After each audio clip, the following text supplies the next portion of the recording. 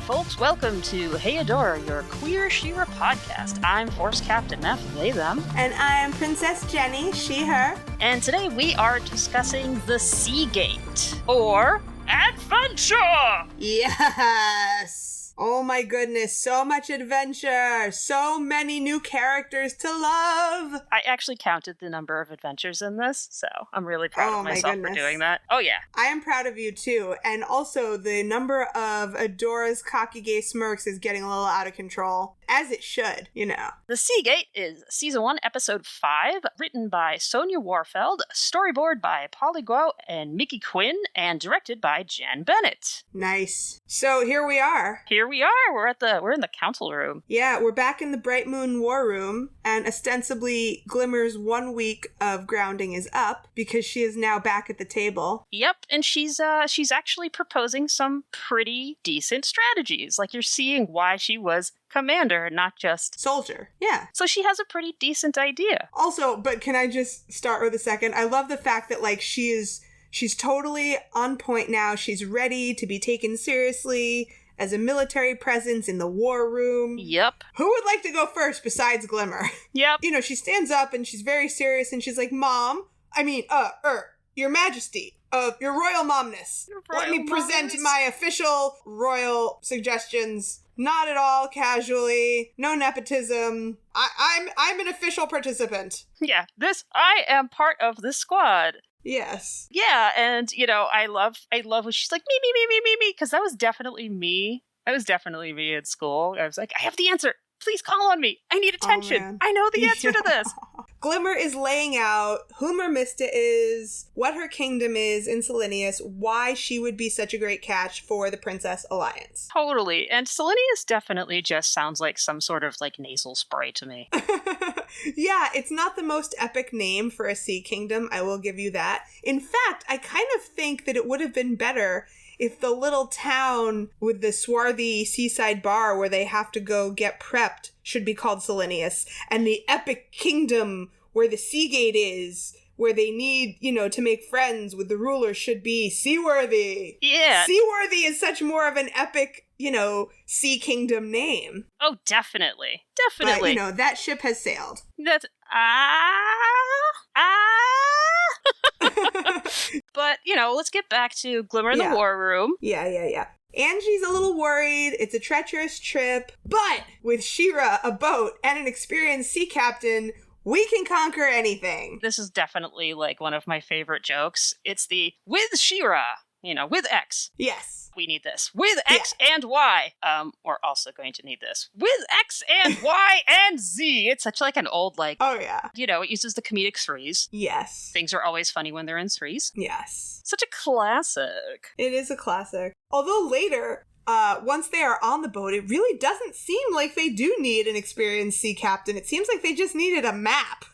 That's what Glimmer says, so... But we'll get there. We'll get there. So Angie finally takes a chance. Yeah, she's like, all right, that makes sense. Let's do it. Let's give it a shot. So she's really shifting her perspective, and she's willing to take a risk now that she hasn't been willing to take in a long time. Yeah, just make sure there is no violence. No violence, kids! No violence. I love that she has to tell Glimmer no violence. Yes. The sparkliest girl in all of Etheria wakes up every day and chooses violence. Yep, and this is why Glimmer is a punk rock badass.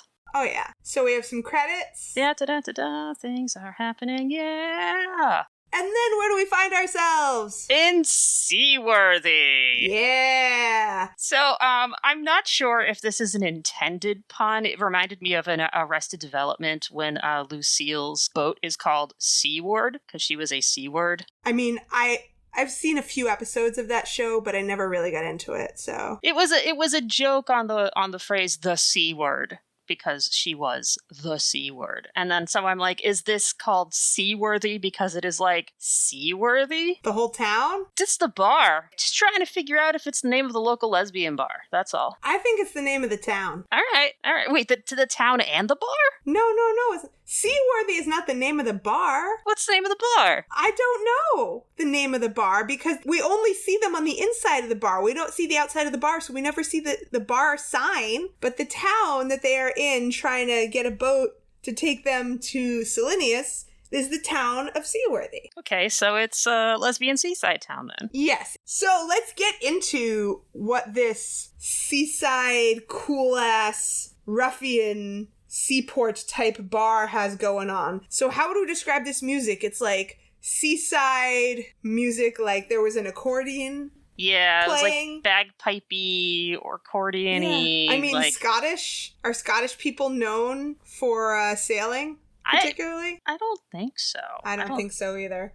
But there were some definite shady dealings. This is like a Han Solo kind of bar. Like a Star Wars bar. Thank you for bringing that up. Yes, because there was the shady dealings and there was a shady dude with a cloak and there was drinking his drink through his trunk. Yep. I was going to bring up that exact creature. Yes. And that this is absolutely the first time, but not the last time, we see a Star Wars reference to the cantina. Yes. Yeah, and the creature definitely looked like one from Star Wars. They're playing Go Fish for money. Yes, they are, which is adorable. And there's an awesome buff genderqueer bartender with the tattoo, with the tattoo, the hook tattoo, because this person knows how to hook fish. Mm-hmm. And Bo is absolutely enchanted with everything that's happening. And this is one of my first gay moments. Okay. You all know that we all know that we know, aka gayest moment. Bo just loses it. And he is just like peak bisexual, this bar. He's very excited to find some pirates. When he says he can't find pirates. You're not allowed to look for pirates. He goes, I know. I love that little R. He's just so That excited. reminds me of every bad pirate joke I've ever enjoyed, ironically. Oh, yeah. It's adorable. Cocky Force Captain Adora is here also, ready to give us her cockiest best this episode. None of these people are qualified to sail a ship. Ugh, I love Cocky Adora in this episode. Hot. Like, I want to be like, okay, daddy. Okay, daddy. This is such a Daddy Adora moment. This is Daddy Adora. I love Daddy Adora. Glimmer is the only one who is not, like, being cocky or strutting around or, being dazzled with stars in their eyes. Glimmer is on point. Yeah, Glimmer's all fucking business. Well, she's got shit to do. She's got shit to prove, man. She needs to get this done. So she asks the buff bartender where they might find a sea captain to take them to Selenius. Enter your friend and mine. It's Seahawk. The one and only Seahawk. Oh my god. Can I talk about Seahawk? You must. I love Seahawk. So Seahawk is, as my partner has described, a sack of useless queer bravado. And then looked at me pointedly. I don't think that's entirely true in either case. Well, not maybe. Surface level only. Surface level only. I mean, Seahawk is a bisexual disaster, and I adore him. So we are introduced to Seahawk, who very first comes off as this like too cool for school. I have in my notes here that he is bisexual disaster Han Solo. He kind of gives off that vibe. Yes, he can fly you around. He can do he ran the 50-click Galabreath gauntlet in less than 20 clicks, which is a reference to the original Star Wars. Han Solo was able to run the Kessel Run, which is a 20 parsec route in 12 parsecs. Ooh. So we do have this like Han Solo connection in the cantina. This whole scene is very, very... So this seems like then all of this stuff is a reference to the first Star Wars movie, because this is the very beginning of the story. I'm just saying, like, this scene itself and this introduction to Seahawk, and Seahawk himself is just another point to the show is so heavily influenced by Star Wars. It's incredible. Oh yeah, but I also think it's very telling that he's not the most muscly guy in the world, but he easily beats this giant green scaly person who's much larger than him, and the first thing he does is order a round of drinks for the house. And true, he's ordering it on the other guy's tab because he lost. But still, he is a generous and friendly winner. He wants to share a celebratory drink with everybody. But that's a power move, though. I mean, he's also brash. He's a braggart, and that's a power move. That's like, all right, everybody, drinks on me, because you all like me. But this guy's gonna pay for it. Like, right, exactly. But I'm saying, like, a lot of like those types, the type that he comes off as could be like, give me all my fucking money and fuck off. Like, he wouldn't, like another type like him wouldn't want to waste his winnings on buying drinks for other people. He would want to just take it all and everybody else should fuck off, Yeah. He comes off as it speaks to how social he is. He is. He's very social. He's warm and gregarious. Mm-hmm. It also, kind of foreshadows his need for everybody to like him. He's deeply insecure. Yes. So he will do anything to get somebody to like him, to impress somebody. But he also, he's also good-hearted. Very. Yeah, it's funny. When I was watching this episode for the first time, Seahawk was definitely rubbing me the wrong way. I was like, oh, this guy's going to be a pain in the ass. This guy thinks he's king shit of fuck mountain, whatever. I'm not going to like him. But so, once I got to know him more, I realized that the thing about him that differentiates him so much from others of his type that we would expect to see is that he falls, again, completely outside the range of patriarchal expectations. Yes. So he thinks very highly of himself, but the point is that he wants others to think highly of him, so they will include him in their shenanigans, because he also thinks everyone else is awesome. He's not trying to be the king. He's not trying to be more awesome than everyone else. He openly admits that everyone else is awesome. He just wants to be one of the awesome people in the We're All Awesome gang. Yep, exactly. And he's very helpful. He's the first one to lend a hand. He wants everyone else to succeed too. Like, he doesn't tear anyone down, ever. And that's the last thing you expect from this type of pompous, let me show you what a hero I am kind of guy. He really just wants people to pay attention to him and his naturally shiny mustache. Yes, of course. Oh, and also we have another great cocky Force Captain Adora moment when she points out that just because he has the word sea in his name doesn't automatically make him qualified to be a sea captain. Okay. I love it. And the things that he brags about are not like super traditionally like, hyper masculine things, Right. His sea shanties are so desirable that sirens fling themselves at him. They fling themselves into the ocean. Like, yep, and his mustache is naturally shiny, which of course leads to my second gayest moment, which is Bo immediately falling in love with Seahawk and his mustache. Bo is so in love with Seahawk. I didn't nominate that because it was so, non-specific and overarching. And I can't say you're wrong. Obviously, you're not wrong. It's a big part of this episode. But there were, more specific moments that I felt like we could tease out. But I can't slap you down on that one. It's impossible. I have 4 or something moments where it's just Bo and Seahawk, so I'm gonna point those out and then wrap them up into Bo is so bisexual for Seahawk. That's fair.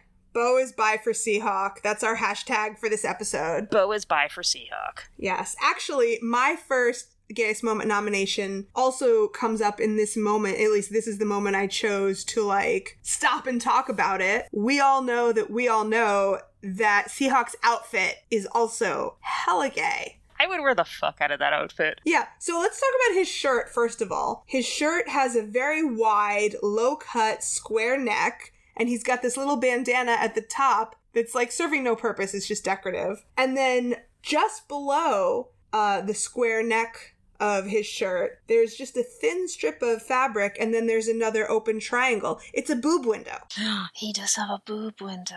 Yes, Seahawk has a boob window, from whence he pulls the paper to show Glimmer his feet. He pulls it out of his boob window. Oh my god, you're right. And he has earrings. Yep. In both ears. Yep. And the way he wears his hair, I feel is also very gay. And it's teasingly boyish.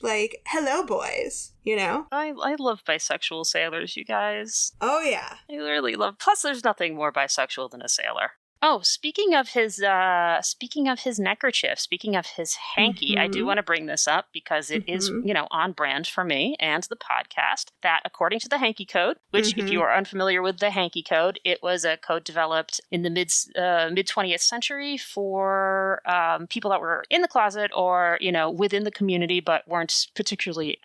when it wasn't safe for people to be openly gay. Yeah, when it wasn't safe for people to be openly gay, or you're just at a club and you want people to know what you're into, you use the hanky code to, signify what you're into. The color red in the hanky code is for, you guessed it, fisting. Oh, I did not know that. Yep. Wow. So once again, you can push it in the hashtag Meph brings up fisting on Hey Adora. Wow, that's so interesting. Yep. I kind of feel like that's a reference to him wanting somebody to fist him, because I can't see him fisting Mermista. She's way too in charge. Oh yeah, no, definitely not. So, like, I feel like he would want her to fist him. I definitely agree, yeah. I love how gay they both are, even when they're a couple with each other. Oh, I mean, we all know that bisexual couple that is just like, they're both super gay. Oh, yeah. Absolutely. They're so bi for each other. Absolutely. It's fabulous. I love it. I love them, but we haven't even gotten to her yet. We don't even know Mermista yet, so let's keep it in our pants until we meet her. Oh, it's gonna be hard. I know, right? So we got past Seahawk's outfit. They can't afford his fee, so Adora arm wrestles him for it. Oh my god. And there's another fabulous cocky gay smirk there. But I'm not nominating it because they can't all be noms. I know, but it is extremely gay. Oh, it is. We get more Adora being just the biggest jock lesbian ever. Oh, yeah. Ugh. And I also have here, I love you, Daddy Adora. She's the alpha jock. She's not just the jock. She Daddy Adora energy in this episode is just, like, off the chain. So Seahawk is totally confident about this because he is an undefeated champion of arm wrestling. He narrates his whole arm wrestling thing like he enjoys doing, narrating all of his daring escapades. His daring do's. Bo is just totally ready to sit down and cheer on. He's cheering for Adora, though. He's not cheering for Seahawk. Yep. Yeah, Adora! Put him in the dirt! Put him in the dirt! And Glimmer's like, this is so dumb. Glimmer! I fucking love how Glimmer's that would be me if I was there. I would be Glimmer. Oh yeah, Glimmer's just like, I do not need to see this. No. But Adora does win in literally 8 seconds flat. Yep. I did count. Awesome. And Seahawk explains in his boldest voice that he actually let her win to boost her confidence. And then he very good-naturedly agrees that he's been wanting a reason to go to Slinius anyway. So come on, kids. For to adventure! Adventure! We did fail to mention one thing when we introduced Seahawk, is that Glimmer is like, meh, whatever, trying to negotiate, we'll find another captain. And then Seahawk is like, oh, well, I go there often to visit my close personal friend, Princess Mermista. Yes, that's right. Which kind of seals the deal for Glimmer. She's like, okay, fine. But also he says there are no other sea captains there. Right, which is questionable. But yes, he does say that he knows Mermista. That was an important point that we cannot skip over. So we have Seahawk, who knows Mermista, and off they go. Off they go. But oh no! What's on the balcony? Oh, it's a shadow spy. It's a shadow spy. And the shadow spy, shadows away, shadows out our whole view of everything, and leads us back to fucking Shadow Weaver. Yep. Welcome to the Fright Zone, where Shadow Weaver is standing with her magical reflecting pool. Mm-hmm. Her spooky scrying bowl. Her spooky scrying bowl. Yeah. And we get some villainous exposition here. Yep, some typical Shadow Weaver Catra torture delight. Yep. So Shadow Weaver is like, you need to go to Seaworthy to bring Adora back. I'm giving you one last chance to bring her back. And Catra's like, Hordak said to stop doing this. Hordak literally just told you to stop doing this. And you're just gonna fucking do it. And Shadow Weaver's like, snitches get stitches, so okay, fine, whatever. Let's go anyway. Right. It's about time you started treating me like a force captain. Au contraire, Catra, you're not going by yourself. You're gonna meet a brand spanking new friend. Oh my god! You get a friend, Catra. A friend that you do not deserve. No one deserves. None of us deserve. Force Captain Scorpia! None of us deserve Scorpia. Oh, it's true.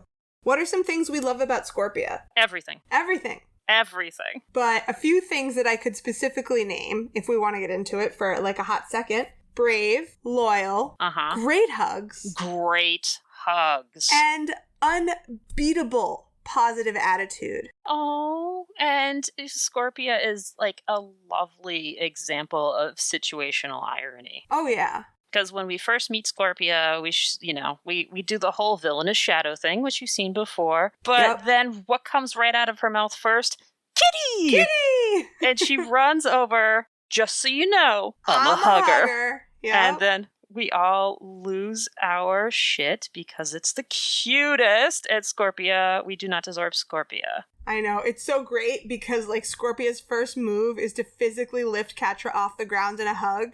And Catra's first move is to, like, react like an actual cat who's been picked up by a total stranger and, like, low-key physically panic and just thrash around until she can get herself out. Yep. Oh. And the thing we also, more with the situational irony of Scorpia is that she's one of the first, very muscular, tall, cut. Like, she looks like a bodybuilder. Oh, yeah. And she is just... She's a muscle. And she's such a cinnamon roll. I know. Oh, she's such a cinnamon roll. She embodies so much. She contains multitudes. She does contain multitudes. Wonderful, beautiful multitudes. Yes. Her awesome hair, little, like, platinum-y hair. Oh my god. Her hair. Everything about Scorpia. Her hair is so gay. We love sweet baby Scorpia so much. We do not deserve Scorpia. And I'm giving a gayest moment nomination, honorable mention. Me and Scorpia's boob window. I'll allow that. It's not part of the vote, it's just an honorable mention. I would like to point out that this entire episode is very gay. Oh my god. I mean, I feel like we say that every episode and with very good reason. It's very true. Oh, and I have one final question before we move on. What is Catra and Scorpia's ship name? Scorptra. Yeah. Okay.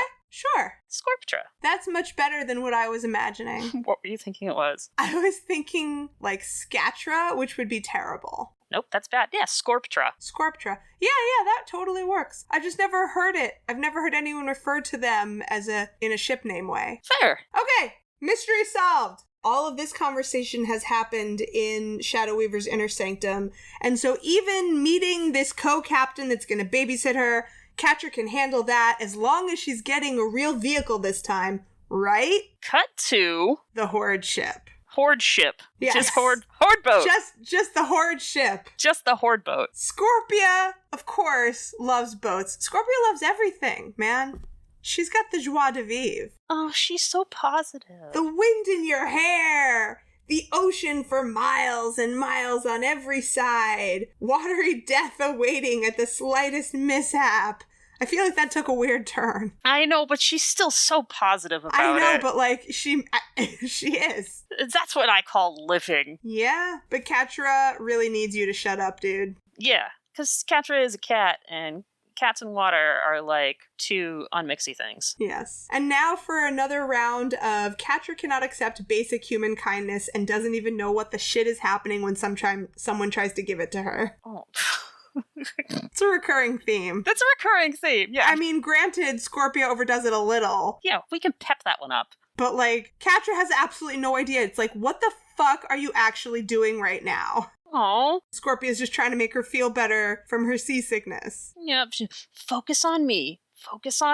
Yeah. I'm like, oh my gosh, Scorpia. But, also Scorpia isn't, like, totally respecting Catra's boundaries either. No, of course not. Like, whether or not it's, like, well-intentioned or anything, sweet baby Scorpia sometimes doesn't understand physical boundaries. No, she doesn't at all. Her heart is in the right place, and she's sweet baby Scorpia. So, but in the background, Lonnie, Kyle, and Rogelio are still actually having fun in this hellish horde life. Yep. Where Catra now yells at them and orders them around instead of Shadow Weaver. Yep. And, Lonnie's we're gonna have to take our Lonnie moment. Hey, Lonnie. Hi, Lonnie. Let's not waste it, though, because there's more Lonnie coming later. There's never a way to waste a Lonnie moment. But so now we will leap from the Horde ship to a different ship, the Dragon's Daughter 3. What happened to the Dragon's Daughter 1 and 2? No, you have to say it in the way Adora would say it. What happened to the Dragon's Daughter 1 and 2? Tragically, they went down in flames. How did that happen? I set them on fire. Adventure! Adventure! So, Seahawk is pumped. Super pumped. He's got pumped. some innocent babes out on a great adventure across the sea. He's going to teach them everything he knows in shanty form. Ooh, guess what I have? What do you have? I have some information about sea shanties. Oh, please. We're going to learn about sea shanties. So, a sea shanty is a type of work song that was used to accompany the rhythmic labor of working on a ship as part of a crew, specifically sailing ships. There are traditionally two types of rhythms. It's the hauling rhythm, which is the pulling action,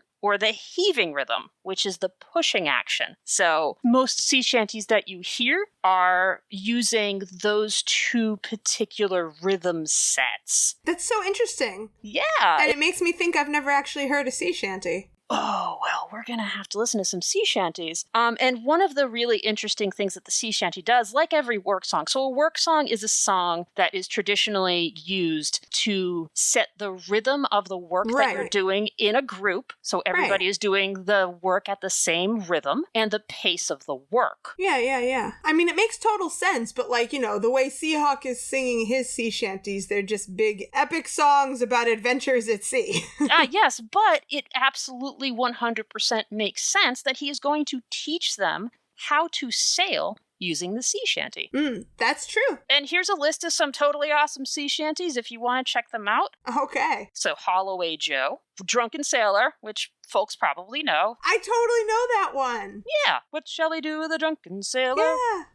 Leave Her Johnny, Cape Cod Girls, and at this particular moment in time, there is a sea shanty kind of thing going around. Yeah, that's like a really big meme now where people are really into sea shanties right now, and the one that is kind of brought that up is called Wellerman. Another fun fact about sea shanties, the second date with my partner, they took me up to Gloucester, Massachusetts, which is an old fishing town and still is a fishing town, to sing sea shanties with sailors in a bar. That is a fun fact. It was a fun date. I believe you. So, you know, sea shanties. All right. But so Seahawk is so excited to sing these sea shanties with the Best Friend Squad, but too bad they already know how to do all of this boat stuff. Which I don't know how they do because I don't think they've ever sailed before. But Bo knows how to do the knots. And he's so by for Seahawk when Seahawk is impressed with his knots. He almost dies. That is probably my biggest buy for Seahawk moment is those are impressive knots. Yes. Thank you! Yes. Seahawk is impressed with my knots. This is the best day of my life. It's like, okay. Oh, yeah. But then actually comes my next nom for gayest moment. I mean, again, there are so many. I was just trying to parse them out into, like, discrete moments that you can point to rather than just vague, all-encompassing things that we know are true. The cocky gay smirk of Adora is that I have to call the winning one overall for this episode when Seahawk tells her that she's doing a better job with the jib than he could even, and she says, "Oh, so what you're saying is I'm better at this than you." Yeah, I actually have that. And there's a cocky gay smirk there with the arms folded. Yep. The cocky lean back and the shoulder move. Like, it's all very beautiful. It is very beautiful. I also have that because it is just priceless. It is peak that lesbian. Yes, it is. It's the hey ladies, do you need me to fix your car lesbian? Only it's the energy that is directed towards a dude.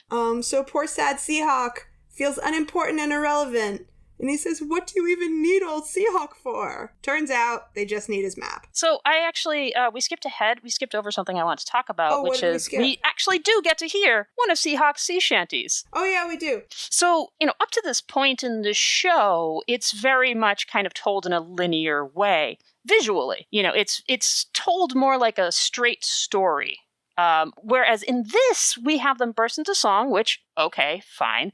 But visually, we actually cut to a couple of different things that make it feel more like kind of a, they're utilizing the form of animation here, and it cuts them out of the kind of storytelling that the universe is in. So the first one is Seahawk is bouncing around, and he says, "Some say I'm a hero, some say that I'm your man." We have Bo is holding the flag of Seahawk, which we never see Bo actually find, right? So we have this tableau where this flag comes out of nowhere and goes away and is never to be seen again. And the other one also, that flag is super gay. Oh, the flag is super gay. But the second part that we see that really kind of takes you out of it, takes you into like this like pocket universe of visual language, is Bo has a violin. Just randomly has a violin. Sure. So this is the type of thing that you see in a lot of cartoons. It's like a Bugs Bunny type of thing. Sure. Yeah. Yeah, it just takes you out of the straight ahead space and brings you into like a very hyperspace almost. This is the first and one of the few times that we see something explicit like this. We see it a lot with when everybody does the happy anime eyes. Mm-hmm. And to a certain extent, you also see it during the transformation sequences because let's be real, Adora's not like jumping into space and seeing that. Like it's very symbolic. Yeah, that's true. I don't see it so much as a non-linear issue. It's more just like the rules of tangible reality cease to exist for a few minutes. Yes, that is exactly the way that I'm looking to phrase that. Aha! Absolutely. Thank you. You're welcome. I was trying to noodle that one out, but yes, the tangible laws of the particular universe are suspended. Yes. Yes, so that is something that I wanted to point out here because that's not really something that you see in the show. No, but Seahawk is a fantastical creature. Yeah. In his own way. Yeah, Seahawk just kind of also doesn't exist in, he's not quite constrained by the mundane rules of reality. Not really. Not quite. It's not like he's a total fairy. No, he's not a total fairy. He's just, He can't flit off, on golden wings. But, he sees the adventure in everything so full-heartedly that it's like he never, even though he is crippled with insecurity in a lot of ways as a person, he fully embraces the idea of adventure. He's like, we're all gonna go have this amazing adventure, and the way he paints it in his mind, his confidence in that is so huge. Well, Seahawk is also, the character of Seahawk is also one that attaches narrative to everything that he does. Yes, exactly. He, often exaggerates the narrative. Oh, yes, completely. Yeah, because it's a story. Because, existence is a story for him. Existence is the narrative. Existence is the adventure. Yes. Because he's ridiculous, and I love him. Yes, we all love him. So, Glimmer got the map, and she really wants to focus on the super important mission, and enough already with the damn shanties. She wants to go more forward in linear time. And Seahawk is more than happy to focus on the super important mission from the Queen. Obviously, that makes him feel like he's on a grand adventure. I have a mini game moment here. Mm-hmm. Again, because they're arm wrestling again. And when Adora beats him again, her yes is Daddy Adora. Yes, oh for sure. Yeah, and Bo is super into spectating when they're arm wrestling. Oh, so yeah. Glimmer is again, she's kind of thrust into this mom role that she's not enthusiastic about. She's just like, oh my god, I'm stuck with a bunch of dumbasses. Well, yeah, and also Glimmer recognizes that A, they have shit to do, and B, this is her mission, and they have to stay on her mission. Exactly. She really wants everyone to stay on mission, and she just fucking noticed that there is a ship graveyard off in the distance, and nobody seems worried about it. And also that they may not be going particularly in the right way. Yes, they might totally be off course. But Seahawk is ready to give the best friend squad the adventure of a lifetime as the Serpent of the Sea approaches. And this, adventure of a lifetime is deflated in Seahawk's eyes because Adora is like, hold my beer, I got this. Well, yeah, it's not an adventure of a lifetime if it only takes 8 seconds to complete. So Adora's like, I'll hold my beer, I got this, jumps into the ocean. Seahawk is like, does she do this a lot? And they were like, yeah. Oh, but this is such a great moment. I want to go back for a hot sec to when we were discussing some Jungian concepts in psychology, and we brought up the Jungian idea of the shadow. Yes, let's do this. Which is, the parts of yourself that you don't like and haven't faced up to or reconciled with, and then you just see them as character flaws in someone else. So let's look at Glimmer and Seahawk in this episode overall, but especially in this moment. Yes, please. Yay. Glimmer is the only one who's really frustrated with Seahawk throughout this whole episode. Yep. So right now, she says to him explicitly, she says, I can't believe you're wasting our time, taking us off course, on purpose just to bump into your sea serpent buddy here just to impress us. Mm-hmm. She says, I'm already so busy trying to save Etheria to impress my mom. Yep. It's not just that she's, she could have stopped with, like, I can't believe you're fucking around like this trying to impress us when we're so busy trying to save Etheria. That could have been, and probably should have been, the end of the sentence. Like, sure. Come on, man, we have lives to save. Like, that would have been a very good reason. But no, we're trying to save Etheria to impress my mom. Yep. So she'll give me another mission. I can't believe you're wasting time trying to impress us. I'm busy over here trying to impress my mom. Yep. Goddamn, this guy, he doesn't get it. He's worried about trying to impress people. Doesn't he know that I need to impress people? Exactly. So Adora, get in the damn boat. We got some shit to take care of, all right? Yep. And now we will mosey back to the horde ship again. Yay! So I wanted to draw a parallel between two of some of our favorite animation shows. Do it. Once again, we're going to be bringing up Avatar. This is specifically from Avatar: The Last Airbender. Mostly bringing this up because doesn't the Horde ship look like one of the Fire Nation ships? Sure. They're both metal. Yeah, it has that type of, like, metal industrial vibe. Yeah. And we have the metal industrial, Horde. Yeah. Pollution spewing. Yeah. I definitely can agree with that. Yeah, and it's, that mechanic ship versus the sailboat. So, we have, once again, the Horde's, mastery over nature versus the rebellion's working in communion with nature. Absolutely. Agreed. Also, Kyle writes for all. Mm-hmm. Absolutely. Kyle writes, leave no Kyle behind. Leave no Kyle behind. But back on the Horde ship, Catra is pissed. What else is new? Oh, Shadow Weaver didn't bother to mention that there was a giant gate blocking our way to Selenius. But Scorpia reminds her they covered this in Force Captain Orientation. And I would like to talk about Force Captain Orientation. Sure. So, this is another parallel that we see between Catra and Adora and their narratives and their journeys being protagonists together. Okay. Past Shiras are chosen, they know they're being chosen, and they are trained. Mm-hmm. Past Force Captains are chosen, know that they are being chosen, and they are trained.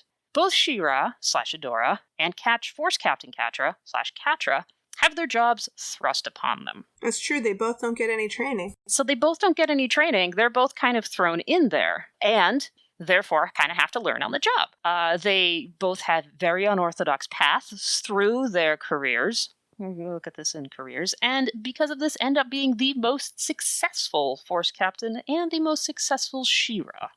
Because they were unorthodox.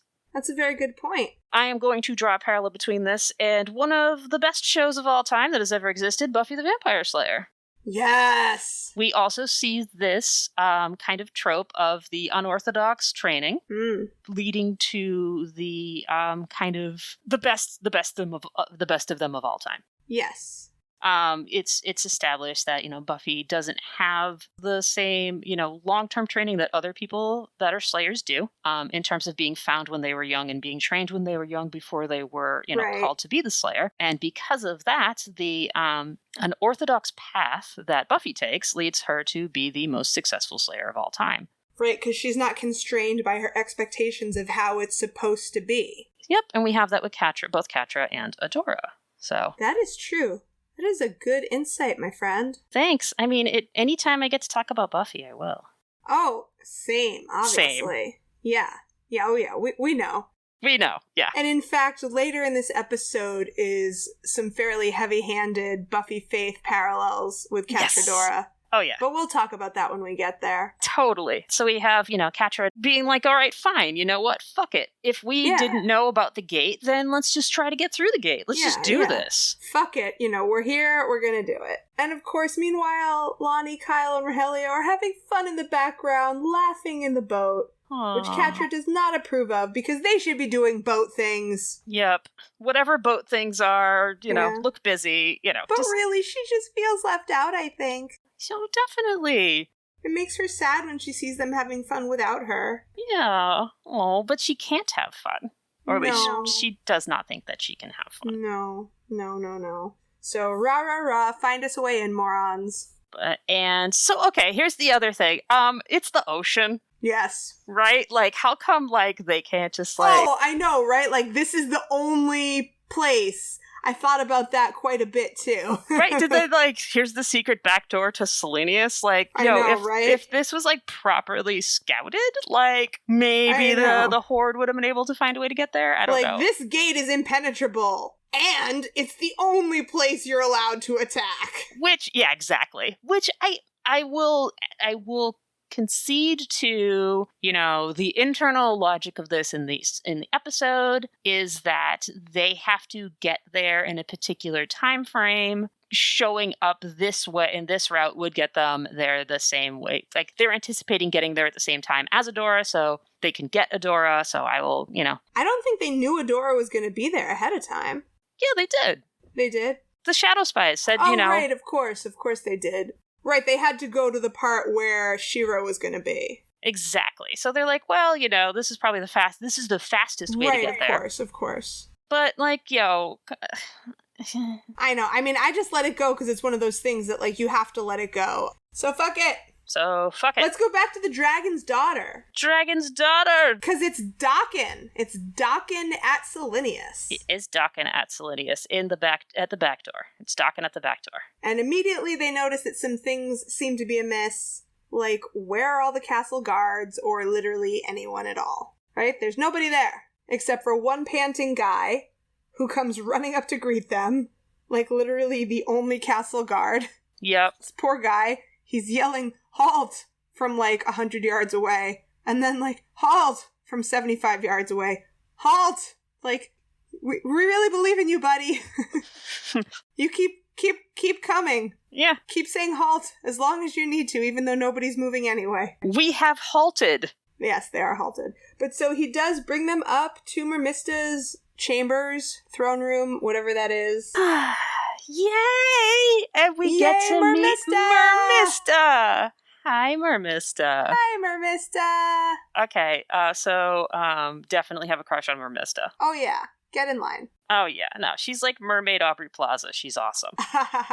It's so funny, like, how to describe her character, because she's not mean to anybody. No, definitely not. She's not rude. No. She is just very invested in making sure everyone knows how uninvested she is in everything. She is too cool for school. Too cool for school. But she doesn't even seem like she thinks she's so cool. She's so detached. She's done with everything before it starts. Yeah, there's this nihilist edge to it. It's like, whatever. The world is dying. The world is burning. I don't care. It's like, whatever. Yeah, she's kind of got like a Daria vibe. Yes! Yes, that is perfect. And Mermista is not happy to see Seahawk, but she's fairly fine, indifferent, whatever, with everybody else. So I want to kind of talk about Mermista and Seahawk. Sure. While Seahawk does kind of, play up the relationship that they have, Mermista does not deny that they have some sort of relationship. Does. She's just super annoyed by him all the time, even though it is absolutely, like, the two things that she brings up are, remember when we went to, you got us kicked out of the Dolphin Social? Yep. Which, the implication of that is they went there on a date. Yes, of course. And you set our boat on fire in the Tunnel of Love. You set the gondola on fire in the Tunnel of Love. I love that. The idea of him just being unable to not set boats on fire, which I feel like is a metaphor for something, but I haven't figured it out. Oh, it definitely is. And yeah, it's hard to figure out what it's a metaphor for. I feel like it's a metaphor for how he interacts with people and how he builds relationships. It's really hard to pin down, and as we get going towards, like, the later seasons, it's going to come up in more and more different ways. So I feel like it's too early for us to even try to pin it down. The way he reacts, though, when she reminds him of that, and he's sitting in her lap, which I love. Again, he's not trying to romance her in a traditionally manly way. He's so subby in the way he interacts with her. Oh, oh my god. You know, he throws himself across her lap. He's basically lying down in her lap. And, you know, she reminds him about how he set their gondola on fire in the Tunnel of Love, and she throws him off of her lap onto the floor. And he's kind of delighted. He's like, ooh, that I do recall. And he's blushing. He's blushing, yeah. Like he definitely remembers they were definitely having some fun in a tunnel of love before he he's like... definitely remembers, but, you know, like, in terms of really black and white markers of how gendered reactions are supposed to be seen in, you know, old school, old-timey black and white, not black and white TV, but black and white gender roles on TV. He's totally taking the girl part. Oh, yeah, absolutely. Flopping into the lap. Yeah. He giggles. He's teasing, he's giggling, he's blushing. And Mermista's like, I'm so over this, whatever. Yeah, it's so much fun. But we do have to go on with, like, what is actually happening in this scene besides Seahawk and Mermista flirting in their own adorable, bizarre way. It's a very screwball comedy kind of way, right? Like, it's, you know, it's a push and pull. Oh, yeah. And she never denies that they indeed do have that relationship. Yeah. She's like, why is he here? Don't give him any foods. Don't give him any ideas. Hors d'oeuvres for everyone, except for Seahawk. But, you know, Glimmer does the royal thing. Hey, I'm Glimmer of Bright Moon. We've never met. But, you know, our parents fought in the rebellion and we're here to start up a new one. Mm-hmm. And Mermista is like, that was a total disaster. Mm-hmm. And Glimmer pulls out her favorite line. It was a disaster for our parents. Yep. Not for us. Not for us. And hey, that's when Mermista also, either right before this maybe, or after, I think it might have been before, Mermista explains that the reason she only has one guard, and her guard is also her butler, is that the sea gate is failing, and everybody's fleeing, and, you know, it's whatever, I'm handling it. But it's a little inconvenient because the Horde won't stop attacking. Yeah, and you actually see the seriousness of Mermista. Mermista really, really cares about her kingdom, and she really cares about her people. And she's like, you know, she really takes her role as a princess and a leader very, very seriously. Well, I don't know if you can really tell that at this moment. I agree with you.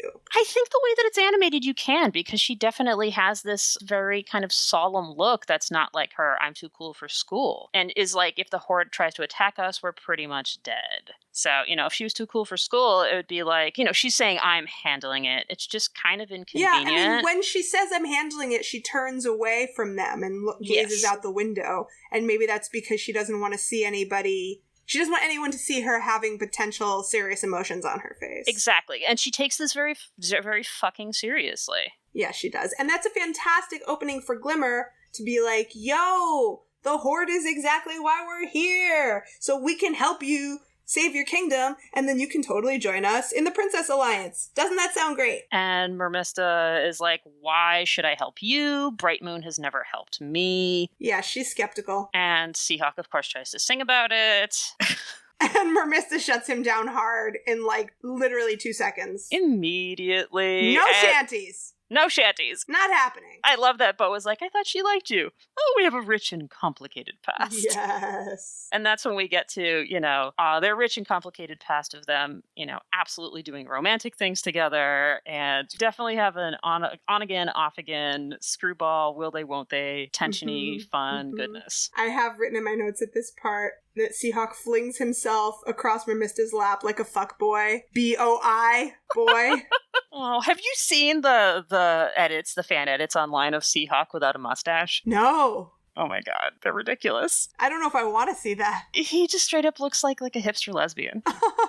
It's amazing. Oh, and conveniently, Adora sees some First Ones writing on the wall in the Selenius throne room. Oh, hey, look, it's something about the gate. Perhaps it will help them. And Glimmer actually asks this time, do you think you can fix it? Mm-hmm. Yes, she does. So we see this change from Glimmer being like, you can do this, to, you know, kind of acknowledging that, you know, maybe she should ask first. So yes, that it's not up to her to make promises on Adora's behalf. And I love that. Yay, Glimmer. Yeah, that's a really important piece of growth. Absolutely. So Glimmer asks, can you fix this? And also for Adora, she's like, well, I can try. Right. They're both not putting undue pressure on each other or themselves. Yep. And Glimmer says, you know, if Adora can fix this, will you consider joining us? Mm-hmm. And Mermista's like, okay, whatever, maybe, but big negotiation point here is that Seahawk needs to leave me the fuck alone. Right. Oh, Seahawk. Seahawk has to go wait by the car. So that you won't get in the way of the grown-ups. We'll come get you when we need you. So She-Ra springs into action. And Mermista's but this might take a while. Yeah, and Marissa's like, okay. Yeah. That's different. That's a thing that happens. Yep, but is definitely, like, absolutely impressed. Oh, yeah. Absolutely impressed. Yeah, that's the best she can say is that's different. It's adorable. But Glimmer sees Seahawk looking like he's about to take off in his ship. With his mustache between his legs. Oh.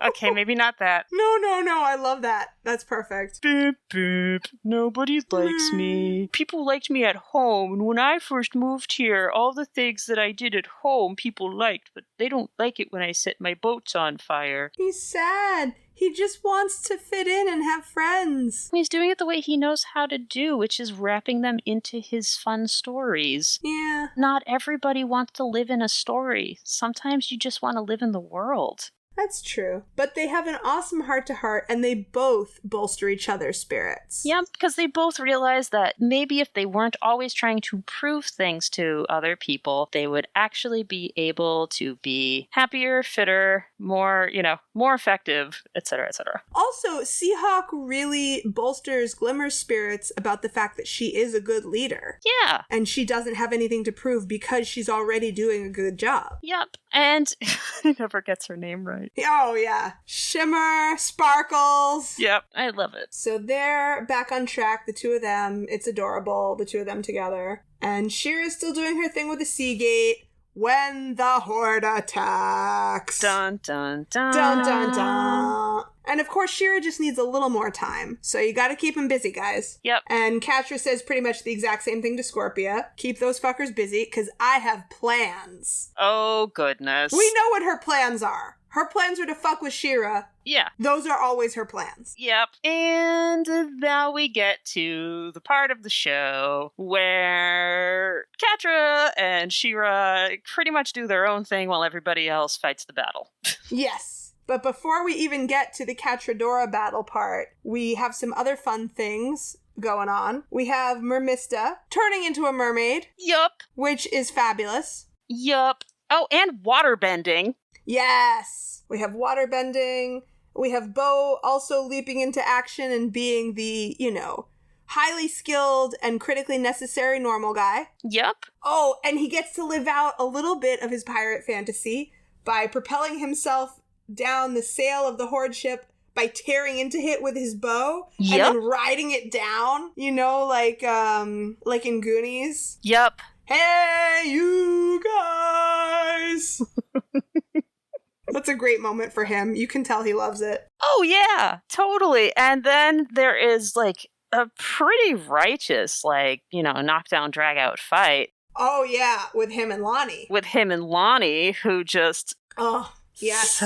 Lonnie. Lonnie in battle is bitchin'. Ugh, it's so good. It's so good. Lonnie's a solid fighter. Yeah, she's a machine. But seriously, Kyle.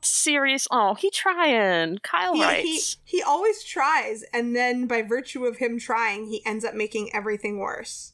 But then Scorpia just kind of picks Bo up and is like, let's just chuck him over. Yes, Bo, she is big. Yep.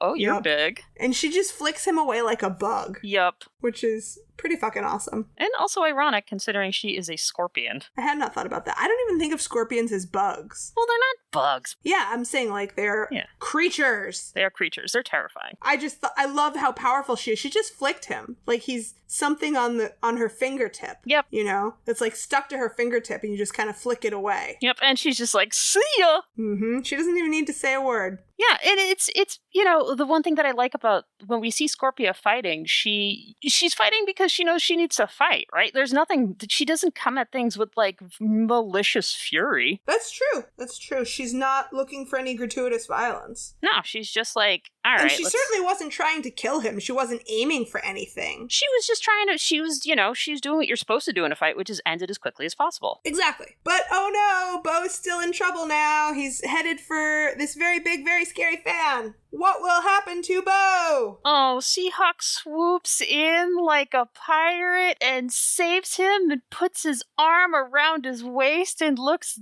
longingly into his eyes and... Oh my god, that is true. That happens. That definitely gay happens. Bisexual rights for Seahawk. That is definitely... That was my gayest moment nomination, number 3. I've actually lost count overall of how many gayest moment nominations we've had in this episode. It's fine. Seahawk to the rescue. He swings in at the exact right second. Yep. On a rope, grabs Bo like Spider-Man, landing safely on the dragon's daughter. Bo is like about to come in his pants, and he literally has stars in his eyes when he's looking up at Seahawk. Oh yeah, I super ship them, by the way. I love them. I absolutely love them. Bohawk. And then, Bo says, that was amazing. And Seahawk says, yes, it was amazing. Thank you for noticing. Thank you for noticing. And love is in the air between these two, because that is exactly the dynamic that they both need to have with each other before they go off into the sunset and kiss. And Seahawk has the same, sparkle shine that Adora had in her wholesome lesbian hero smile when she looked at Perfuma. Yep. Pretty conclusive stuff. And even though all of that was sick as fuck, awesome action, none of it slowed the Horde ship down at all. So Glimmer comes up with an idea. But nobody's allowed to tell my mom, okay? And like a good commander, plays on her crew's strengths. Mm-hmm. Seahawk, it's time for you to do what you do best. What? Set your ship on fire! And he just has stars in his eyes. Oh my god, it's like the happiest moment of his life. It's like, somebody wants me to do the thing I'm good at. That's like the most popular gif of him on the internet, period. And he's so happy. He's so happy. Because he's seen. Yes. He's seen for who he is.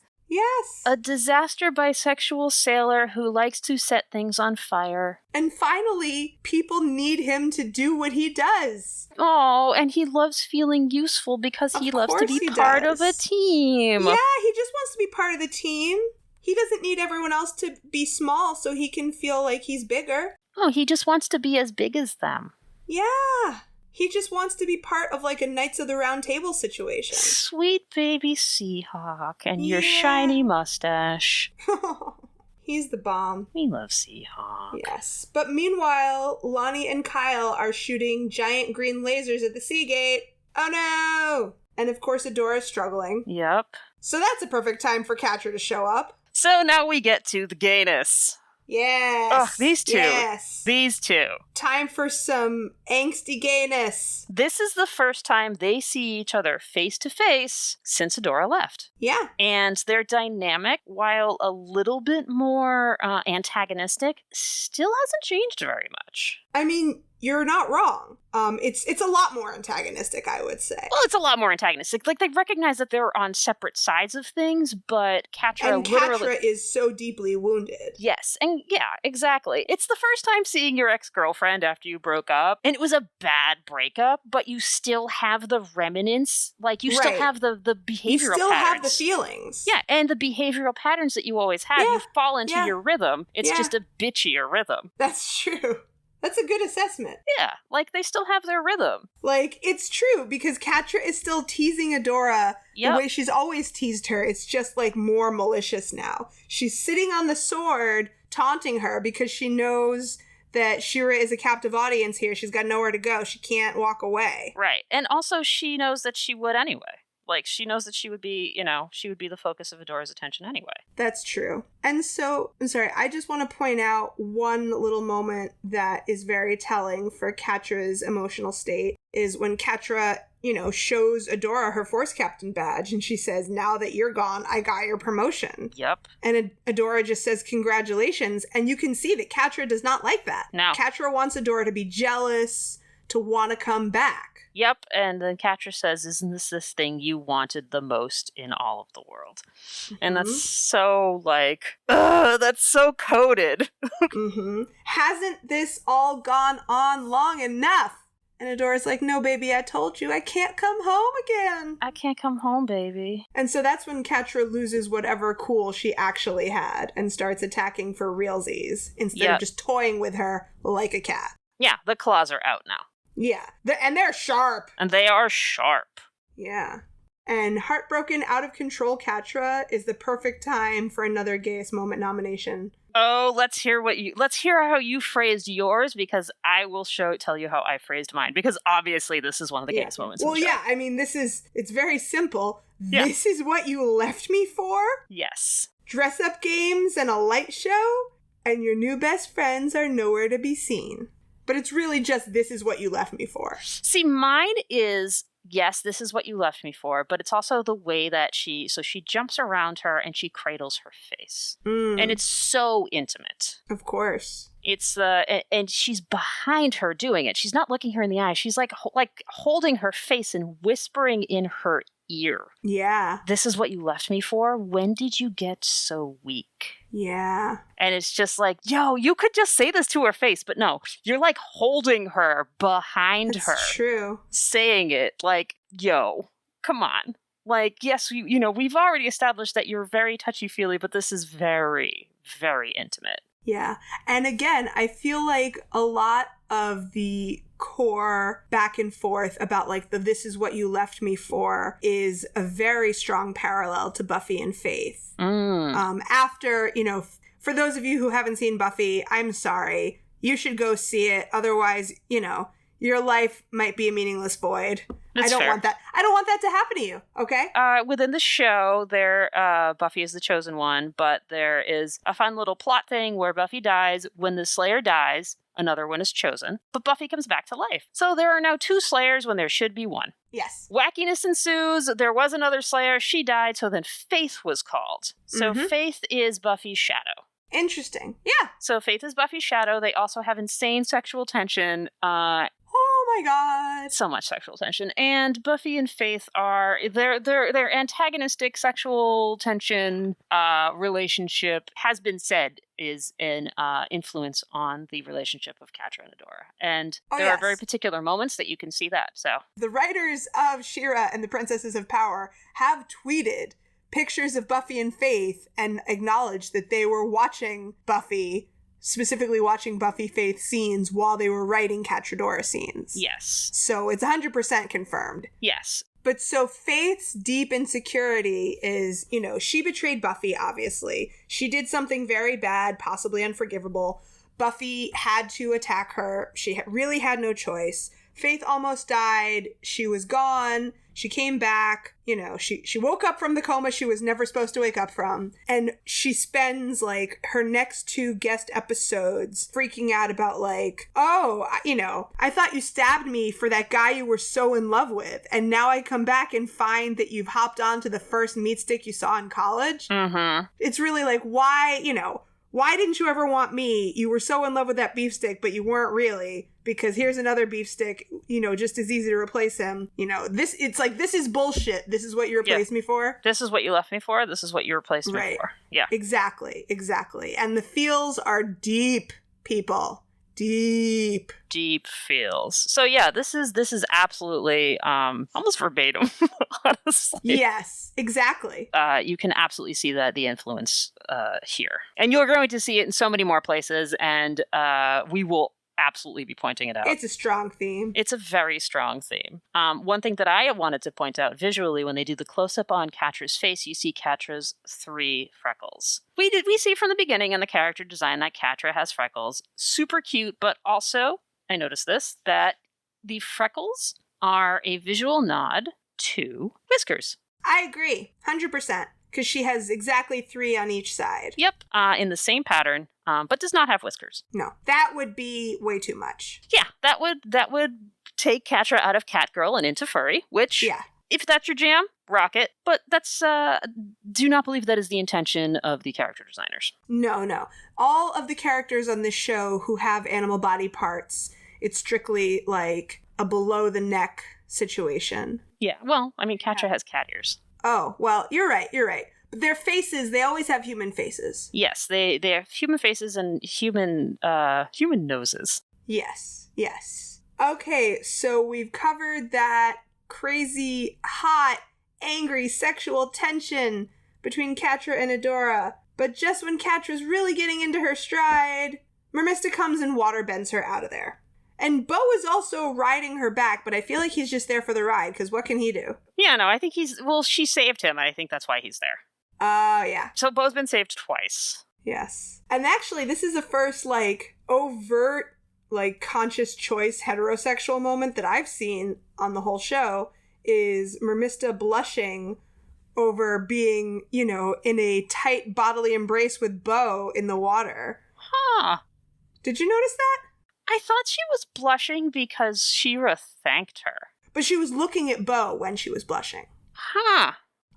It's interesting that we read it differently. I always thought it was about Bo, about the fact that, Bo was jetpacking her because she was looking at him when she was like, yeah, whatever, it's no big deal. Yeah, no, I totally read that as the same way Perfuma would look at She-Ra too, because She-Ra just, saved the Seagate. Interesting. I like your interpretation more, but I don't know now. I don't know.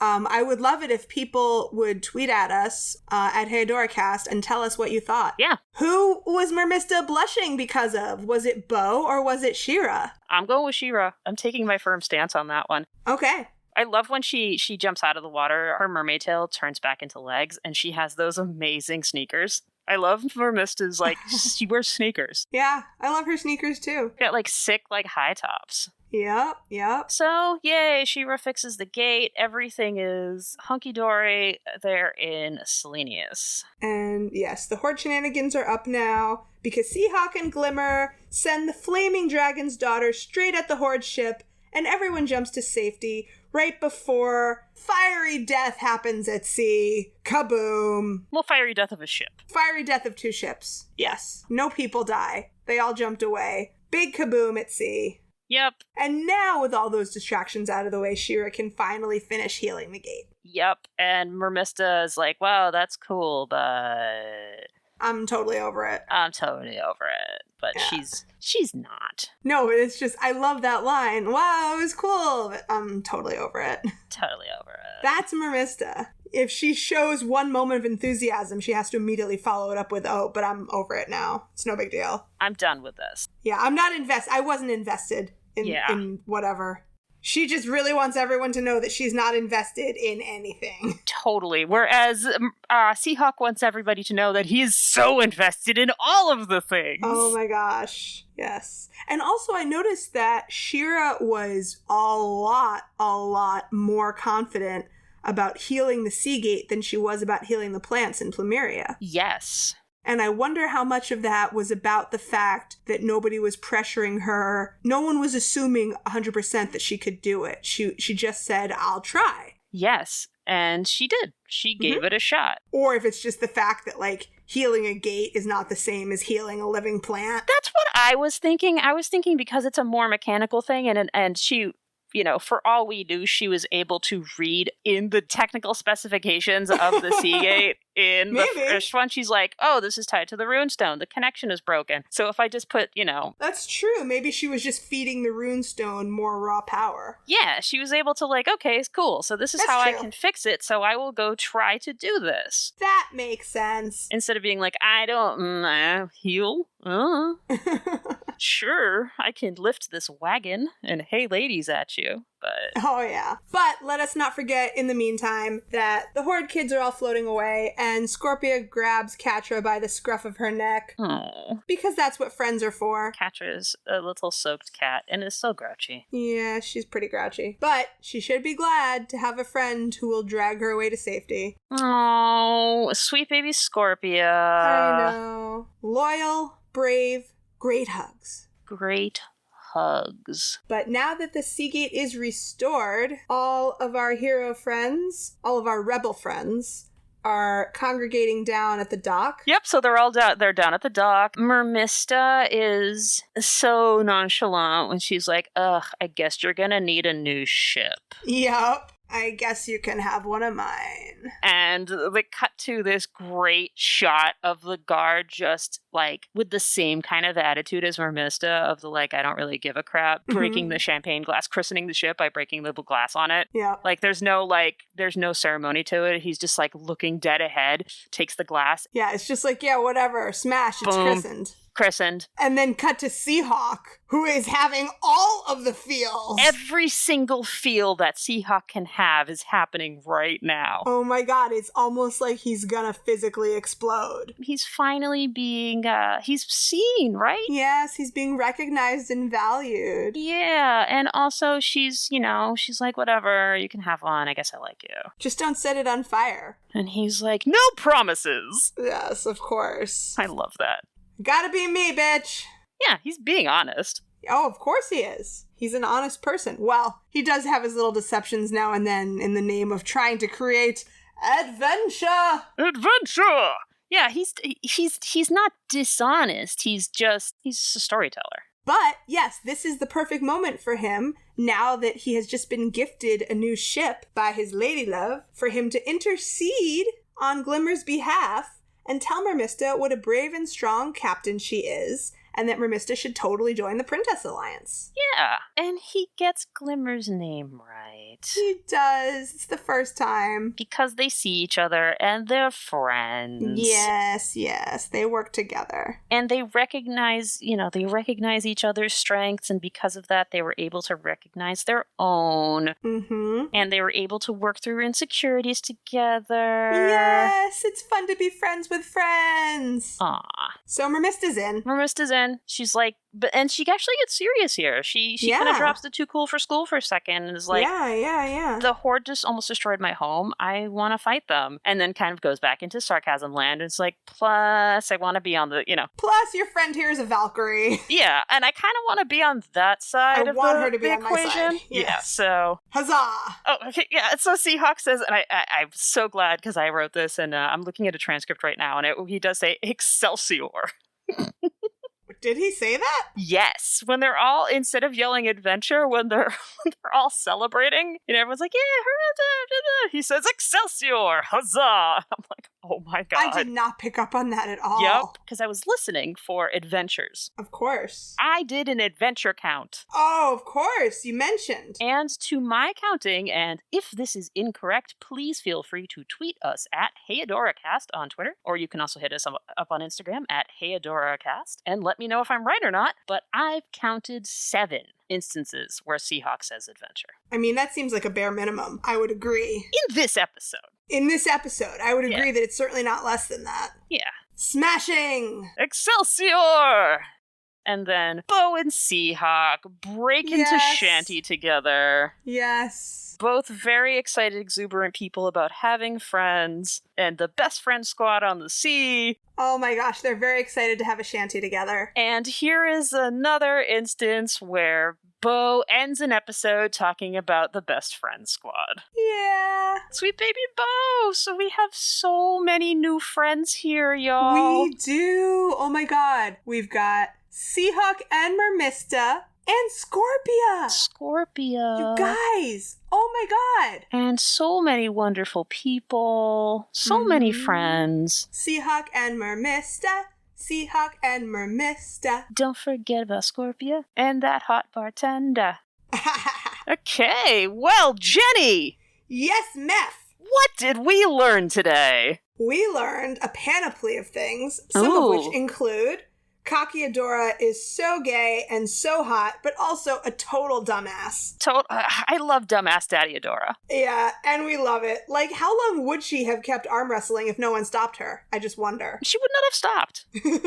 She would not have stopped. I mean, eventually, when they got to Selenius, something would have happened, but, these are the things I wonder. We learned that boats in Etheria do not touch the surface of the water. even though we didn't bring that up during this episode. It's always true. Have you noticed that? Yes, I have. Yes, boats in Etheria do not touch the surface of the water. It's very cool. It's like they're hoverboards on the ocean. We have learned that Lonnie, Kyle, Rogelio, and Scorpia all have not had the joie de vivre squished out of them yet. Aww. And we've learned that the Horde does not deserve Scorpia, and frankly, neither do we. None of us deserve to live in a world where Scorpia also lives. But we are grateful. But we are so grateful. Well, folks, if you liked what you heard and you want to join us in more gay screaming or screaming about adventure, you can like and follow us on Apple Podcasts, Google Play, Spotify, or wherever you get your podcast fix. You can also email us at heyadoracast@gmail.com or hit us up on Twitter and Instagram at heyadoracast. And please feel free to leave a review on iTunes, because the more reviews you leave on iTunes, the louder our gay screaming gets. It's true! So much louder! I've been making Spotify playlists for each episode. This week's episode playlist, The Seagate, is all songs about the sea and is available on Spotify right now. You can find the link in the show notes or by visiting our site at heyadora.gay. And remember, queer joy is radical. And queer love saves the universe!